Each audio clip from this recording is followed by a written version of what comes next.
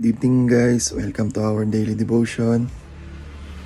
Ang babasahin po natin ngayon ay tungkol sa anxiety. Hindi ko po alam kung sino yung dapat makarinig nito, pero sabay-sabay na po nating aralin ang salita ng Diyos. Okay, simulan na po natin. Ang babasahin natin ngayon ay mula sa Philippians chapter 4 verse 6 to 7. Okay? Atin na pong basahin.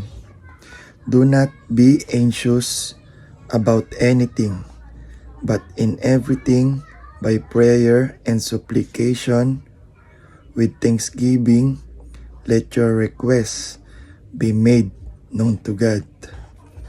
And the peace of God, which surpasses all understanding, will guard your hearts and your minds in Christ Jesus.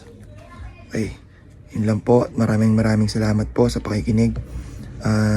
Tapusin lang po natin tong daily devotion sa pamamagitan ng maikling prayer. Okay. Lord, maraming salamat po sa lahat ng blessings na binibigay nyo.